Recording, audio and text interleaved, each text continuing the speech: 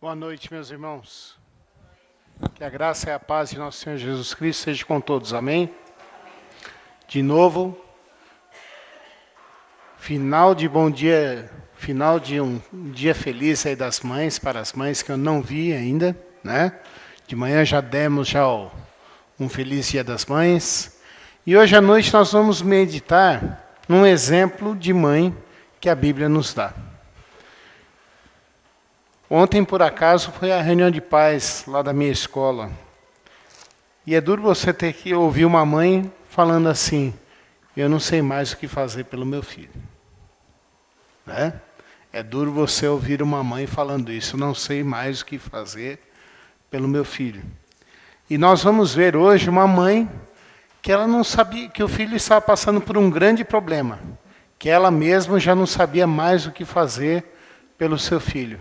Mas ela aprendeu a confiar em Deus e aprendeu a buscar em Deus a solução para os dias que ela estava passando e por aquilo que o filho dela estava passando. Eu quero convidar você a abrir a sua Bíblia no segundo livro dos Reis, no capítulo 4, e nós vamos ver dos versículos 8 ao 37. Segundo livro dos Reis, capítulo 4, nós vamos ver dos versículos 8 ao 37. E nós vamos fazer essa leitura alternada, meus irmãos.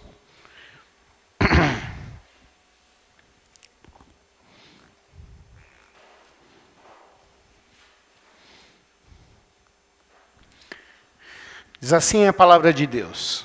Certo dia, passou Eliseu por Sunem, onde se achava uma mulher rica, a qual o constrangeu a comer pão. Daí, todas as vezes que passava por lá, entrava para comer. Os irmãos, o versículo 9.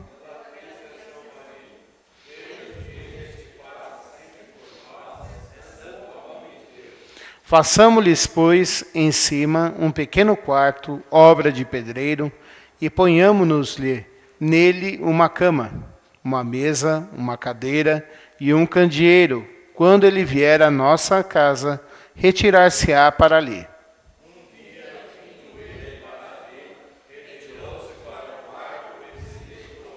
Então disse ao seu moço Geazi, chama esta sunamita.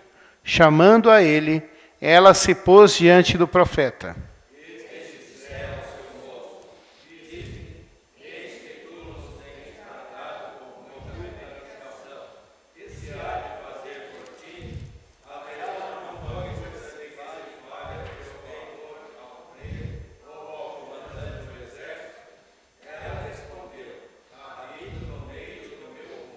Então disse o profeta, que se há de fazer por ela? Geazi respondeu, ora, ela não tem filho, e seu marido é velho.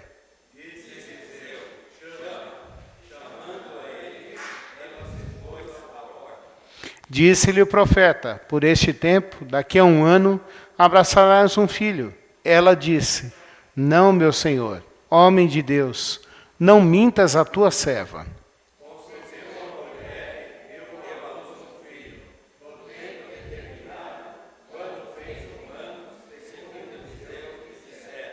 Tendo crescido o menino, saiu certo dia a ter com seu pai, que estava com seus segadores.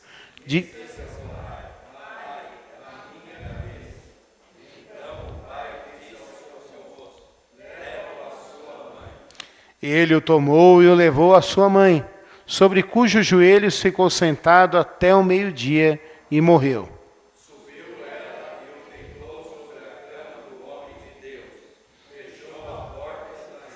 Chamou a seu marido. Ele disse, manda-me um dos moços e uma das jumentas, para que eu corra ao homem de Deus e volte.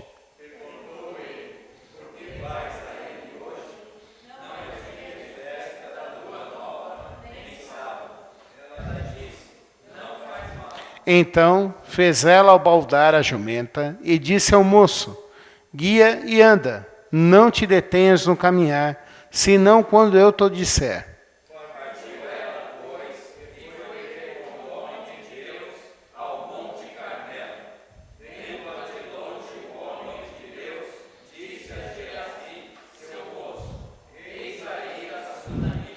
corre ao seu encontro e diz-lhe: vai tudo bem contigo, com teu marido, com o menino?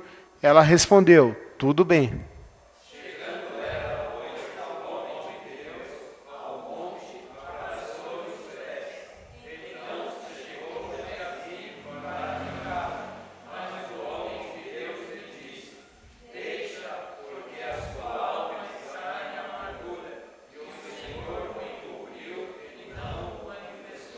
Disse ela: pedi eu a meu senhor algum filho?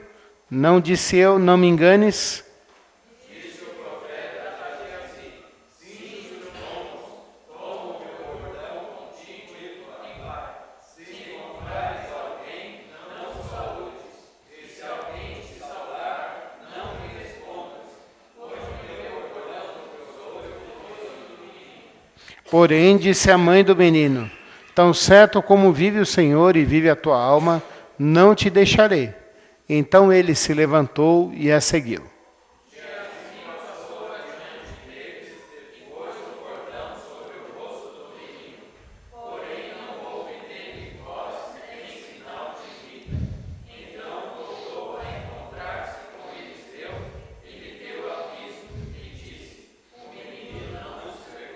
Tendo o profeta chegado à casa, eis que o menino estava morto sobre a cama.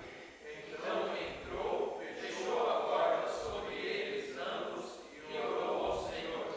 Subiu à cama, deitou-se sobre o menino e, pondo a sua boca sobre a boca dele, os seus olhos sobre os olhos dele e as suas mãos sobre as mãos dele, se estendeu sobre ele e a carne do menino aqueceu.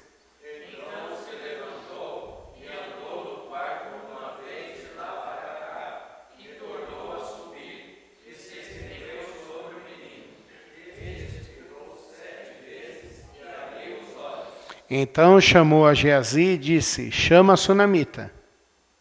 Ele a chamou e, apresentando-se ela ao profeta, esse lhe disse: toma o teu filho. Ela entrou, lançou-se aos pés dele e prostrou-se em terra, tomou o seu filho e saiu. Meus irmãos, nós sabemos que vivemos em tempos difíceis. É difícil hoje em dia educar um filho. É difícil hoje em dia ser mãe. É difícil você pensar que não vai se preocupar mais com o filho. Eu tenho visto que filho criado é trabalho dobrado. Pastor, como assim? Eu vejo senhoras de 90 anos com vida, orando, pedindo ao Senhor, clamando ao Senhor por seus filhos e falando assim: é meu filho. E eu quero o bem dele. Ser mãe nos nossos dias não é simples. Não basta simplesmente ter uma havaiana. Não basta simplesmente ter uma varinha. Não basta simplesmente conversar. É preciso muito mais. E nós vemos no exemplo aqui dessa sunamita, um exemplo para os nossos dias e para a vida de vocês, mães. E de nós que vamos ser pais também e que seremos pais. Nós vemos uma mulher de Deus. E a primeira característica que a gente vê nela está logo nos versículo 9. Ela fala assim, para o seu marido, no versículo 9. Ela disse ao seu marido: vejo que este que passa sempre por nós é santo homem de Deus. A primeira característica que a gente vê nela é que ela era uma mulher que temia ao Senhor. Quantas vezes e quantas Eliseu passou por Sunem? Várias vezes. Era caminho dele para ir até o seu lugar, até o lugar onde ele habitava. E Eliseu tinha o hábito de visitar todo o reino de Israel. Lembrando, nessa época Israel estava dividido em dois, reino do norte e reino do sul. Eliseu foi o profeta do reino do norte, que era o reino maior. E ele visitava todas as cidades. E ele passava por Sunem sempre. Muitas famílias podiam ter acolhido a Eliseu, que era um profeta já conhecido como substituto de Elias. Mas essa mulher que amava o Senhor e temia o Senhor, foi ela que falou para o seu marido: façamos um lugar para o profeta. Nos nossos tempos atuais, talvez o maior exemplo que nós responsáveis possamos dar para os filhos e para os nossos familiares é amarmos ao Senhor, temermos ao Senhor, mostrarmos que nós vivemos um relacionamento verdadeiro e sincero com Deus. Eu na escola sou obrigado a ter contato com tudo que tem por aí. E contato também com os filósofos modernos. E talvez um dos filósofos modernos que mais influenciam a nossa geração seja um filósofo alemão, de nome Nietzsche. Ele que colocou aí a teoria do niilismo, que é a teoria de que buscar o prazer acima de todas as coisas e fazer de tudo para se ter o prazer. O duro de quando nós pensamos em Nietzsche é que Nietzsche, ele é filho de um pastor. O duro quando nós pensamos em Nietzsche é que ele é filho de um pastor luterano. E a igreja, na época que o pai dele viveu e que o pai dele pastoreou, era uma igreja seca. Seca em qual sentido? Sabia-se muito da teoria, tinha-se muito conhecimento, mas vivia-se pouco de Deus. Vivia-se pouco relacionamento com Deus.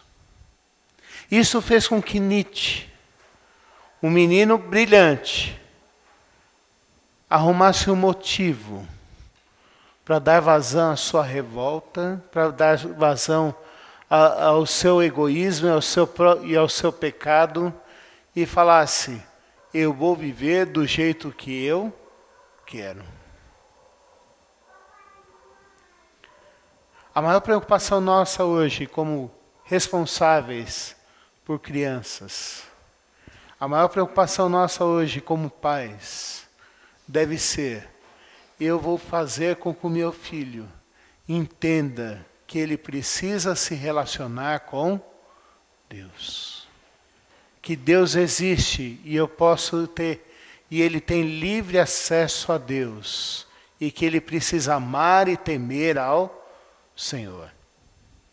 Essa mulher sunamita entendeu isso e viveu isso no seu dia a dia. Porque ela temia o Senhor, ela também amava o próximo. Ela deu de comer para Eliseu. Ela fez um lugar para Eliseu descansar da sua jornada.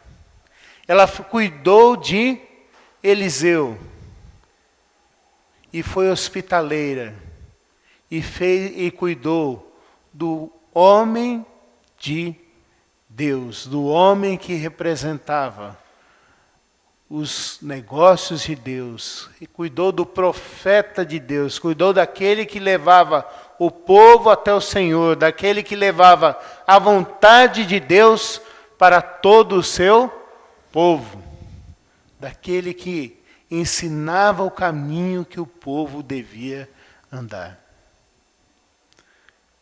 Mas ela também, meus irmãos, ela não era só uma mulher que amava o Senhor, mas ela era uma mulher que era satisfeita em Deus. Pastor, o que o senhor está querendo dizer com isso, satisfeita em Deus? Ela não tinha filhos, e realmente ela não tinha filhos. Mas quando ela foi chamada por Eliseu, a primeira coisa que ela podia ter pedido era: me dê filhos. E o que ela falou aqui? Eu vivo no meio do meu povo. Eu vivo no meio da minha família, eu vivo no meio do povo que me acolhe, eu vivo no meio de pessoas que me amam. eu tenho do que comer, eu tenho do que beber, eu tenho como ajudar as pessoas. Eu estou feliz. Eu tenho um relacionamento com Deus, eu estou feliz. Nós sabemos, meus irmãos, que no Antigo Testamento e na Bíblia, filhos representam a bênção de Deus sobre a vida do casal. Essa ideia é muito clara para nós. Filhos representam a bênção de Deus sobre a vida do casal. E até hoje é assim. A Bíblia é a mesma ontem, hoje e será a mesma sempre. Porque foi dada por Deus. A Bíblia fala que os filhos são herança do Senhor. Talvez seja por isso que o casal novo se sinta tão pressionado a ter filhos. Porque todo mundo chega para o casal novo e fala assim: e aí, quando vocês vão ter filhos? Antigamente, quando eram namorados, a pressão era para que casassem. Logo depois que casou, a pressão é para que tenham filhos. E depois o primeiro para que tenham logo o segundo. É assim. Os irmãos estão dando risada porque sabem que é assim que funciona. Mas os filhos, para nós, representam bênção do Senhor. A Bíblia fala que os filhos são herança do Senhor. A alegria dos pais é de verem os seus netos. É essa a alegria. E aquela mulher, mesmo sem ter filhos, mesmo sem ter a bênção do Senhor representada sobre a vida dela, ela era uma mulher satisfeita. Talvez ela já tivesse orado tanto, já tivesse buscado tanto a Deus, já tivesse colocado tanto de joelhos diante de Deus, e Deus sempre dizendo para ela aquela resposta que dói no nosso coração, mas era a resposta de Deus para aquele momento. Não. Que aquela mulher já se sentia satisfeita com aquilo que ela tinha. De manhã eu lembrei de Filipenses capítulo 4, versículo 13. Tudo posso naquele que me fortalece. Aquela mulher soube viver isso. Como o apóstolo Paulo coloca, tanto sei viver em abundância como em pobreza. Tanto sei viver na alegria como na tristeza. Porque minha fonte de alegria é o Senhor. Deus dá para ela um filho. E eu fico imaginando a alegria dela de ter um filho. E vou fazer aqui uma comparação com uma outra mulher, com uma outra mãe que aparece na Bíblia. Eu vou comparar com Sara. Sara já tinha seus 80 anos quando recebeu a promessa. Quando veio a ser mãe, já tinha mais de 90. Aos olhos dos homens, isso era impossível. Mas para Deus não há nada que seja impossível. Deus deu para Sara uma criança. E Deus mudou o nome de Sara, porque o nome de Sara antes era Sarai. E agora ela coloca Sara, porque a rainha de uma grande nação. E ela coloca o nome do filho de Isaac. Primeiro porque deu risada quando recebeu a promessa. Isaac, o significado é riso, alegria. Mas agora Isaac era a alegria dela. E como era grande aquela alegria que Sara tinha por ter tido um filho. A sunamita nós não sabemos nem o nome dela. Sabemos só a cidade e sabemos que ela tinha um bom marido e que ela também tinha uma boa condição social. Eu fico imaginando a alegria dela depois de tentar tanto ter um filho. Ter o filho agora nos braços, ver o filho crescer, ver o filho chegar a uma idade que podia ir com o pai a cuidar da fazenda, cuidar dos afazeres, e de repente um funcionário traz aquela criança doente, e ela chega, cuida daquela criança, e aquela criança morre nos seus joelhos. Ela poderia ter tido uma reação muito simples. Ter saído chorando, ter largado tudo, ter abandonado tudo. Ela poderia ter enlouquecido. Ela poderia ter feito tudo o que nós entenderíamos. E diríamos que ela fez por causa da dor que ela tinha pela perda do seu filho. Mas essa mulher, ela deixa o seu filho ali, manda preparar o jumento, manda preparar um servo para guiá-la e vai atrás de Eliseu. Essa mulher, ela buscou ao Senhor. Ela buscou ao Senhor. Eliseu aqui funciona como um símbolo, representando a pessoa de Jesus Cristo e representando a Deus. Eliseu aqui, nesse milagre que acontece, ele representa o poder de Deus para transformar as situações que para nós são impossíveis. Eliseu ressuscita um homem. Na teologia a gente chama isso de tipo. Ele vai representar a Jesus Cristo, e Jesus Cristo é o antítipo. Jesus Cristo fez isso também com Lázaro. Jesus Cristo fez isso também com a filha de Jairo. Jesus Cristo fez isso também com aquela mulher que estava indo enterrar o seu filho. Jesus Cristo morreu na cruz do Calvário e foi ressurreto para que nós pudéssemos ter vida e ressuscitássemos no dia que Ele voltar. Essa mulher, ela não perdeu o seu rumo, mas ela confiou, ela buscou ao Senhor. Nos nossos dias que nós vivemos hoje, nós passamos por situações que a gente nem imagina. Ontem mesmo, nós professores conversando com uma mãe cristã, que ama o Senhor, que busca o Senhor, tendo que cuidar de um filho, que agora deixou os caminhos do Senhor, e está vivendo de uma forma terrível. Um adolescente. Ela chegou e falou assim, eu não sei mais o que fazer. E eu cheguei para ela e falei assim, busque ao Senhor. Busque ao Senhor. Busque ao Senhor. O que é impossível para nós, para Deus é possível. Se você for lá na igreja da Lapa hoje, você vai ver lá que algumas salas têm nomes lá na igreja da Lapa. É uma coisa que as igrejas antigas faziam.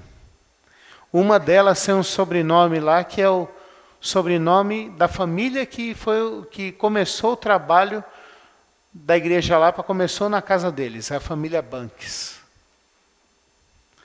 O filho do missionário, do evangelista, o velho Banks, que foi evangelista também em Iguape, em outros lugares, um dos filhos dele foi um dos primeiros pilotos da FAB, da Força Aérea Brasileira, lá em 1940 e pouco. Ele não chegou aí para a Segunda Guerra, mas ele foi um dos primeiros pilotos da FAB.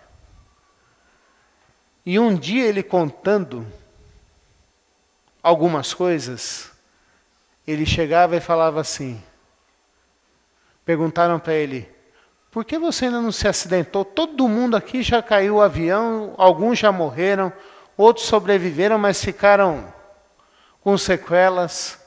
Por que você ainda não aconteceu nada com você? E ele falou assim, se você for lá na minha casa, lá na casa da minha mãe, você vai encontrar minha mãe, uma senhora com 60 anos de idade, 60 e poucos anos de idade, mas você vai ver que ela tem uma característica muito especial dela. O joelho dela é cheio de cicatriz. Porque todo dia ela fica orando por mim e fica ali pedindo a graça de Deus sobre a minha vida. Dona Isaltina, que era o nome da mãe dele, morreu crendo na promessa. Porque a conversão dele foi quando ele tinha 85 anos.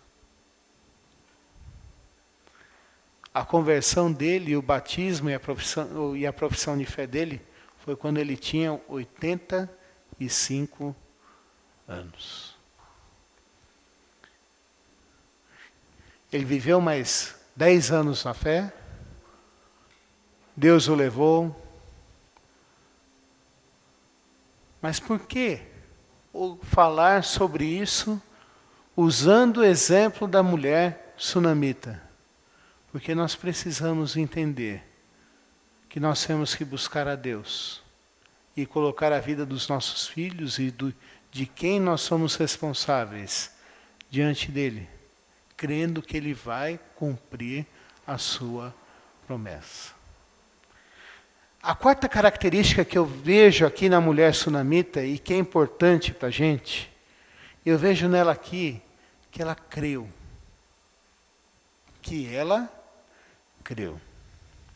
Ela em nenhum momento chegou e falou assim, eu não quero que você vá.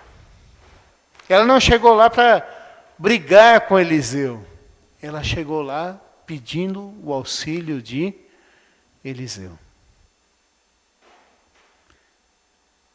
E Deus usou Eliseu.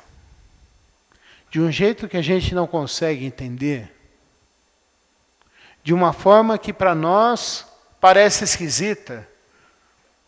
Deitar sobre o corpo do menino uma vez, deitar a segunda vez, deitar a terceira vez, e depois que ele deitou a terceira vez, o menino espirra 7 vezes.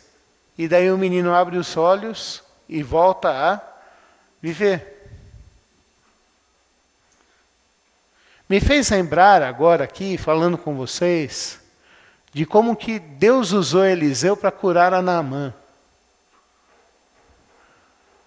Deus usou Eliseu para curar a Naamã e falou para Naamã, ele mandou Eliseu dizer para Naamã, entre no Rio Jordão e se lave 7 vezes. Algumas coisas são esquisitas, que a gente não entende como Deus faz, mas nós devemos crer que Ele tem poder para transformar toda e qualquer situação. Minhas irmãs, nesse tempo onde nós vivemos um tempo tão difícil, meus irmãos, onde nós vivemos um tempo tão difícil de como é criar filhos, como educar filhos, como é dar amor e não ser retribuído, como muitas vezes é você querer o bem e ver o filho não fazendo bem. Eu quero dizer para você que a vida da sunamita é um exemplo a ser seguido por mim e por você. Na primeira característica, viva um relacionamento verdadeiro com Deus. Ame e tema ao Senhor. E aqui eu quero lembrar para você o exemplo do Billy Graham, que faleceu esse ano? Foi esse ano, né? Billy Graham, todos os dias da sua vida, se levantava de madrugada para orar e para ler a Bíblia. A filha dele Chegou uma hora, perguntaram para ele assim, perguntaram para ela numa entrevista na televisão, e falaram para ela assim, como que é teu pai?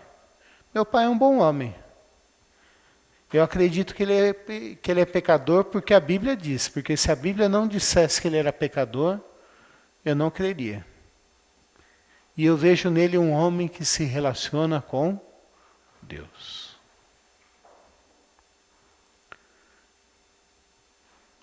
A nossa tarefa para com os nossos pequenos e para com os nossos adolescentes e para com os nossos jovens é que nós mostremos para eles como é se relacionar com Deus. Segunda coisa que eu vejo e trago isso para o meu coração é que nós precisamos ser satisfeitos em Deus. Não há coisa pior para eles e para a nossa vida do que a gente demonstrar que a gente não tem satisfação em Deus, que a gente não tem alegria em Deus. Nós precisamos entender que Jesus é a nossa alegria. E que nós podemos ser satisfeitos e estarmos satisfeitos em Jesus Cristo. O que era mais difícil, Deus fez por nós em Jesus Cristo. Romanos 8, continuação do que o presbítero Vitor leu lá hoje, o texto que foi lido hoje, versículo 32, fala com ele. Fala ali. Se Deus nos deu Jesus Cristo, não nos dará juntamente com Ele todas as outras coisas. Nós podemos e devemos estar satisfeitos em Jesus Cristo. Pastor, o que é isso? Não estou dizendo que a gente não vai passar por dificuldades, que não tem dias que nós vamos estar abatidos, que não há dias que a gente vai pensar e orar, Senhor, volta logo. Mas vamos falar isso não pelo motivo certo, mas porque a luta aqui está difícil. Mas nós vamos estar satisfeitos em Jesus Cristo. Nem que seja para a gente comer angu, ou como é chamado lá na tradição italiana, polenta. Nem que a gente só coma polenta, mas a gente vai estar satisfeito. Nós precisamos entender que nós podemos e temos motivos para estarmos satisfeitos em Jesus Cristo. A terceira característica, nós precisamos buscar mais a Deus. Pastor, como assim?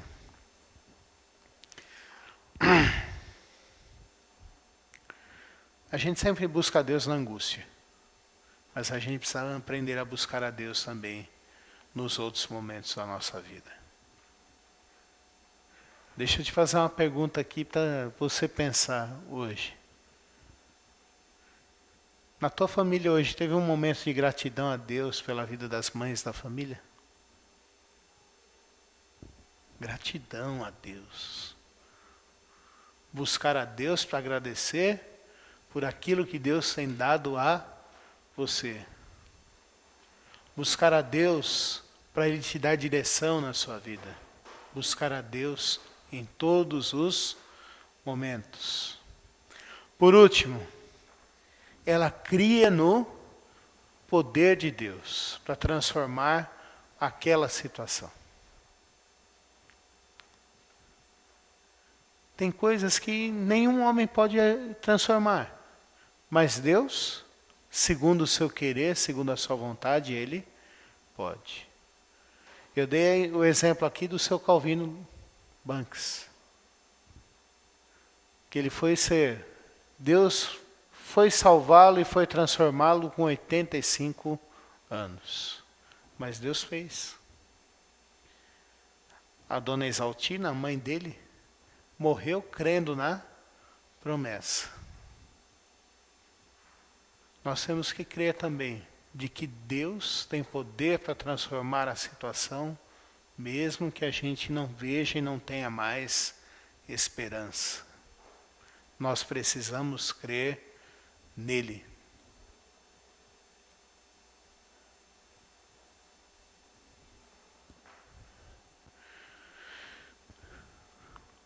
José teve que crer nisso.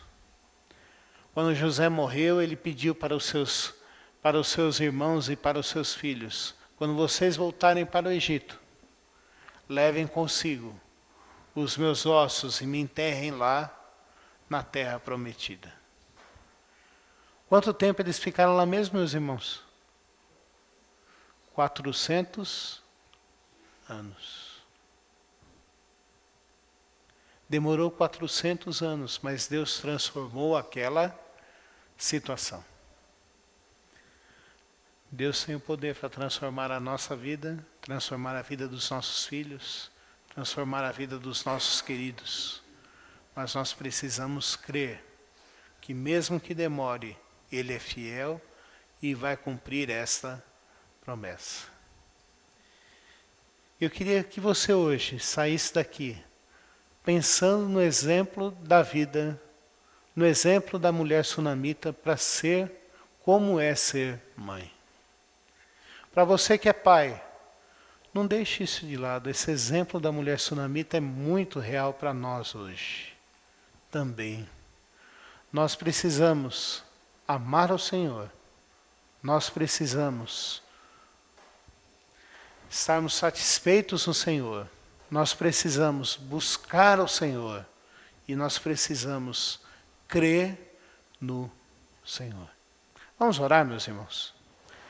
Senhor nosso Deus e Pai, nós queremos nos colocar diante de Ti, te suplicar e te implorar que o Senhor nos molde conforme esse exemplo da mulher sunamita, Pai. Que eu e meus irmãos, meus irmãos e minhas irmãs, e mais em especial hoje as minhas irmãs, que elas demonstrem que têm um relacionamento contigo, Senhor Deus, dentro da sua casa e tenham esse relacionamento verdadeiro, Pai. Que elas possam ser sal e luz ali, Senhor Deus. Que elas possam, Pai Santo, demonstrar que te amam, Pai Santo. Que o Senhor é o Senhor da vida delas, Pai Santo. Que Tu és o Deus único e verdadeiro. E que elas possam se alegrar no Senhor, Pai Santo. Pai, que haja satisfação no Senhor, mesmo que haja só angu para comer, Pai. Mas que o Senhor está cuidando deles, Senhor Deus. Pai, que o Senhor nos ensine a Te buscar em todos os momentos, Pai Santo. E que o Senhor ensine-as a crer no Senhor em todos os momentos, Pai.